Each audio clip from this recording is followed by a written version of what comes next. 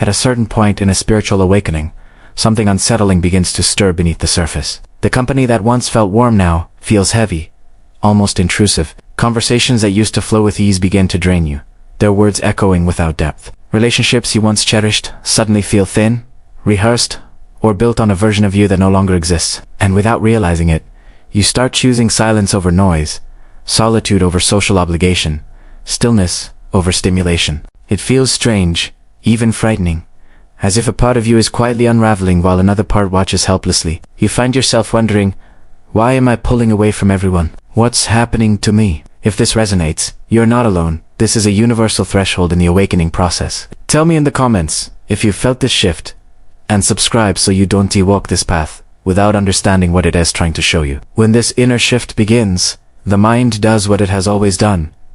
It rushes to make meaning, and it almost always chooses the most familiar and usually the most frightening explanation. You start wondering if you're unlearning how to love, as if some emotional muscle has withered in silence. You fear you've become cold, detached, unreachable. A darker voice whispers that something inside you may have broken, some essential wiring that once connected you to the world. And because society has conditioned us to equate solitude with sadness, you might even assume this must be depression wearing a spiritual disguise. These interpretations feel seductive because they offer certainty, even if it's negative. They give you a label to cling to when everything internal feels formless and strange. But this is the critical misunderstanding. The mind is interpreting a spiritual expansion through the lens of old emotional patterns. Patterns built on fear, attachment, and the need for relational validation. And this is exactly where Maddie Ainsworth's research becomes a turning point. Her studies on attachment revealed that withdrawal is not always a collapse. Sometimes it is a reorganization. When a child moves from insecure attachment to secure attachment, they often go through periods of quiet distance, not because they are shutting down, but because their internal system is rewiring itself. The same happens in adulthood. When old patterns of seeking approval, attention, or emotional safety begin to dissolve, the psyche temporarily steps back from the world to recalibrate. So what feels like becoming cold may actually be the shedding of emotional hypervigilance. What resembles depression may be the death of old coping mechanisms. What seems like loss of love is, in many cases, the loss of performing love, the version of affection built to keep relationships stable rather than authentic. You are not breaking, you are unbinding. You are not losing capacity, you are losing dependency. And the mind misreads this expansion because it has never experienced love, safety, or connection rooted in consciousness rather than fear. The question is not what is wrong with me, but what is falling away because it no longer aligns with who I'm becoming. What if everything you've been interpreting as loss is actually the first unmistakable sign of emotional abuse? What if your distancing from others isn't a collapse, but the natural shedding that happens when the psyche begins to awaken to its own patterns? We are conditioned to believe that closeness is always good and withdrawal is always a red flag. But what if this belief is the illusion? What if solitude is not an absence, but a recalibration your inner world, reorganizing itself so it can finally relate to life from a place of truth rather than fear? The plot twist is this: when your consciousness expands, your emotional system must follow. And it can't do that while you cling to roles, dynamics, and relationships that were built on earlier versions of you. The distance you're feeling is not rejection. It's the psyche pulling back from anything that no longer resonates with your evolving frequency.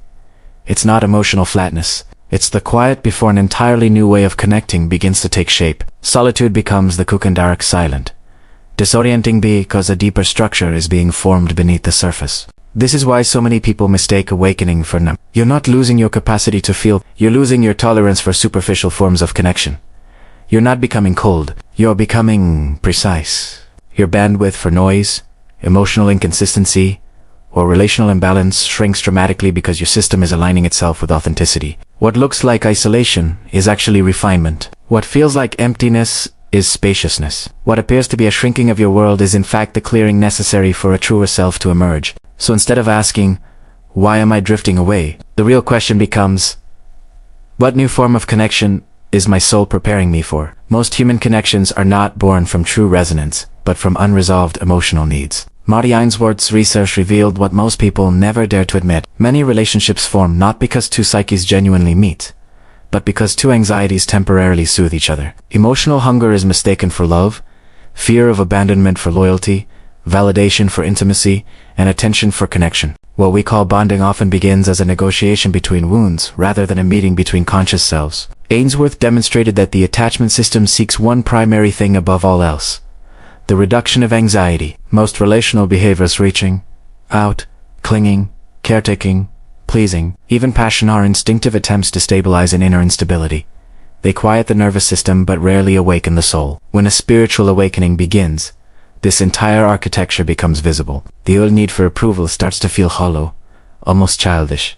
The dependency on companionship becomes uncomfortable, like wearing clothes that no longer fit. And the relationships that once brought comfort suddenly feel subtly misaligned, because the people changed, but because you finally see the emotional contracts beneath the surface. This is the mechanism that so many misinterpret as isolation or emotional shutdown. But in truth, it is a profound deconstruction of attachment patterns. Your psyche no longer seeks others to regulate your state. The compulsive reaching outward dissolves. The craving for reassurance fades. The emotional glue that held certain connections together melts away because it was never real bonding. It was coping. As awakening deepens, the soul begins to prefer clarity over comfort, authenticity over proximity, solitude over emotional noise. What feels like withdrawal is actually disidentification. You are stepping out of roles, expectations, and emotional dependencies that kept you small.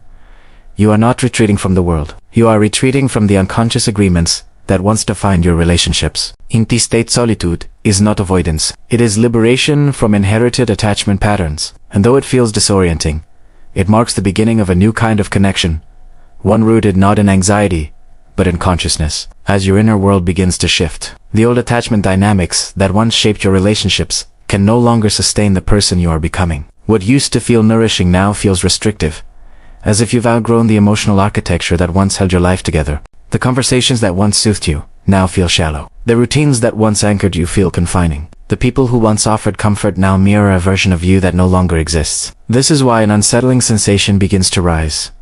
The feeling of not fitting into your own social life anymore. As if the roles, expectations, and emotional exchanges have all become too small for the expanding awareness inside you. It isn't that anything external has changed dramatically. It's that you have. The self that once relied on familiar relational patterns is dissolving, and the new self emerging cannot breathe within the old structures. What appears as disconnection is actually the collapse of an outdated system, making space for something more aligned, more conscious, and far more authentic. Imagine living your entire life in a room lit only by small candles. Their flickering glow created warmth, comfort, and a familiar sense of safety. Those candles were your social connections, the validation you once relied on, the emotional distractions that kept you They were never bright, but they were constant, and for a long time, that was enough. Then, without warning, a door opens and a surge of spiritual light floods the room. Compared to this new radiance, the candles dim instantly. Their warmth fades into shadow. What once felt intimate now feels insufficient,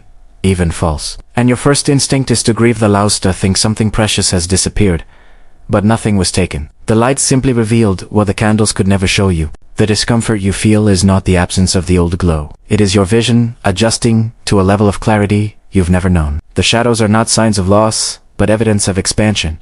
You're not losing the room, you are finally seeing it. There is a strange and quiet space between who you once were and who you are becoming, just psychological and spiritual threshold where the old no longer fits, yet the new has not fully formed. In this interval, your desires shift. You no longer crave the familiar patterns, relationships, or distractions that once defined your life. But you also haven't discovered what will replace them. This is where solitude becomes unavoidable. Not the romanticized solitude of peace and clarity, but a raw, disorienting emptiness that feels like standing between worlds. You're detached from the past, yet not anchored in the future. This discomfort isn't a sign of failure. It's the natural recalibration of your attachment system transitioning into a more secure, conscious state. The psyche pulls inward to reorganize itself, shedding old emotional dependencies while building the internal stability needed for deeper connection. It feels lonely, but it's temporary. This barren middle ground is not a void, it's a passage. When this transitional solitude becomes uncomfortable, the instinct is to run back to what once felt familiar. You try to force yourself into old social patterns, hoping the spark will return.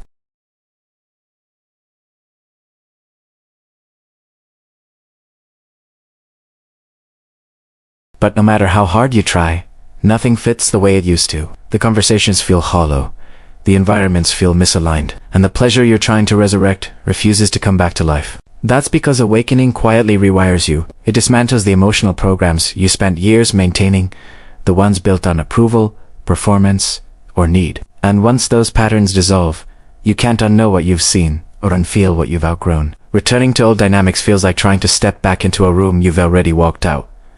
A view can enter, but you no longer belong there. The mismatch isn't failure. It's evidence of evolution. You're not meant to revive the past. You're meant to stop pretending that it still nourishes you. With time, a new way of relating to the world begins to take shape, subtle at first. Almost you start experiencing presence without the old hunger for reassurance, love without the tension of needing to be needed, and connection without the anxious undercurrent that once shaped your attachment patterns. It doesn't erupt like euphoria. It unfolds like stability. It lacks the highs and lows of emotional intensity, but in their place comes something far more valuable: authenticity. You're no longer performing a version of yourself to fit in or maintain harmony. You're no longer binding your worth to how others respond to you. Instead, you stand in a quiet, grounded state where being alone doesn't sting, it feels natural. What once felt like isolation transforms into emotional self-sufficiency. You can enjoy closeness without clinging, distance without fear, and intimacy without the invisible contracts of validation and obligation. This is the spiritual oakness, not an ecstatic state, but a deep, steady recognition that you are already whole, already enough, and no longer dependent on others to complete you. Imagine someone who has spent their entire life seeking safety in others, shaped by the patterns of anxious attachment that Mary Ainsworth described so precisely. Their connections were built on constant emotional checking. Do you still care? Am I still enough? Am I safe with you? For years, they mistook this cycle of reassurance and fear for intimacy. They believed the intensity was love, the cling was devotion, the anxiety was passion. But then, a spiritual awakening begins, not dramatic, but gradual, like a quiet rearrangement of their inner landscape, and suddenly, they start to see the truth. Half of their relationships were emotional compensations, held together by the need to be soothed, rather than the desire to be genuine. They notice how fear dictated their closeness, how the dread of abandonment masqueraded as depth, and how the constant tension in their chest was not connection but attachment. Anxiety, as they begin to step back, something unexpected happens. The world doesn't collapse. The loneliness doesn't destroy them. Instead, in the silence, a new experience emerges, something Ainsworth referred to as internal regulation. The ability to feel safe, steady,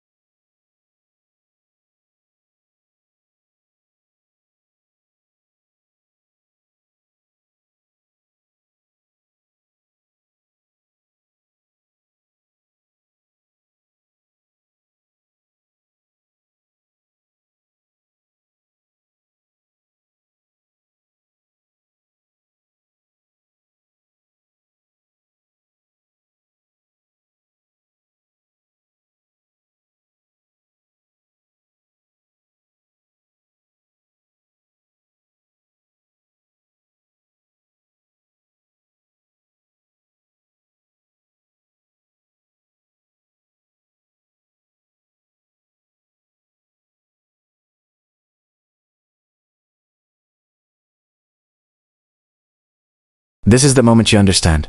It's not that you stop loving people. It's that you stopped begging for affection under the guise of love. The invitation here is not to force yourself back into sociability, or to resurrect a version of you who once depended on constant connection. The real guidance is far quieter, far more radical. It asks you to allow the silence to exist without trying to drown it out. It asks you to let old relational cycles die with dignity, without clinging to what they once meant. It asks you to stop rushing to fill the empty spaces with noise, people, or distractions, and instead let the emptiness breathe. This phase is not a mistake, but a deliberate reorganization of your emotional landscape. Your psyche is rebuilding the foundations of connection from the inside out. And while it may feel like isolation, it is actually a bridge, a transitional crossing from attachment built on fear to attachment built on presence. You are not meant to stay here forever, but you are meant to pass through it consciously.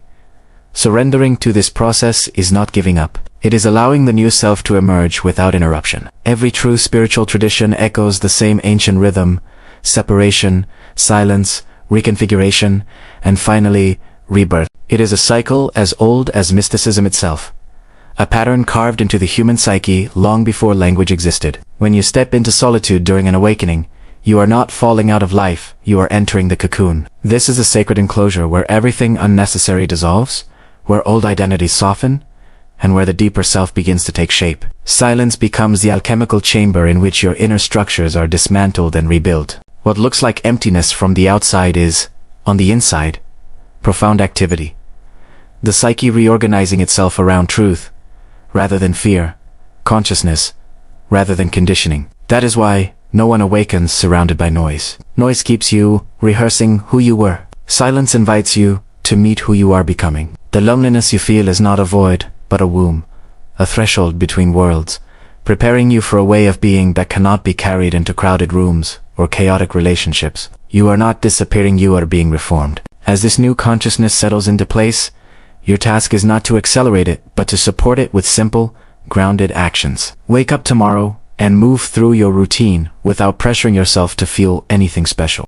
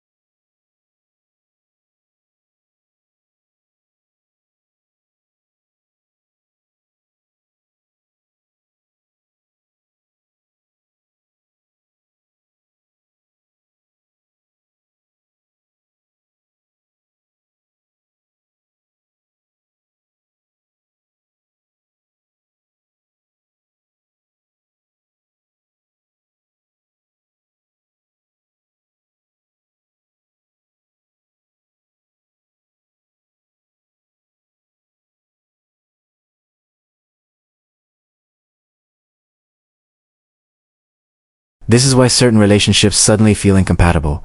They were built on emotional bargaining, on accepting crumbs of affection just to avoid discomfort. When you stop settling for those crumbs, solitude naturally appears, not as punishment but as clarity. It marks the moment you finally refuse to participate in dynamics that diminish you. The truth that changes everything is this: your loneliness is not a void, but a boundary. It's a space created when you stop allowing your worth to be negotiated. It is the first unmistakable sign that you are learning to stand in your own presence without fear, without need, and without shrinking to fit someone else's emotional script. The loneliness that arrives with spiritual awakening is not a sentence or a punishment, it is a threshold. It is the doorway through which every awakened person must pass, not because they choose solitude, but because the presence they are growing into can only form in silence. You are not withdrawing from the world. You are being pulled toward a deeper version of yourself, one that cannot emerge in environments built on noise, distraction, or emotional dependency. This kind of presence requires spaciousness. It requires the absence of constant stimulation so that your inner vision can adjust to a light far brighter than anything your old life could reflect. And as your eyes slowly adapt to that new radiance, you begin to see that nothing was lost, only revealed. The world you once lived in, lit by the dim glow of emotional survival, can no longer contain what you've become. When this adjustment is complete, you won't long for that candlelit room again. You will understand it was never your home only, the place where you waited until you were ready to step into the light.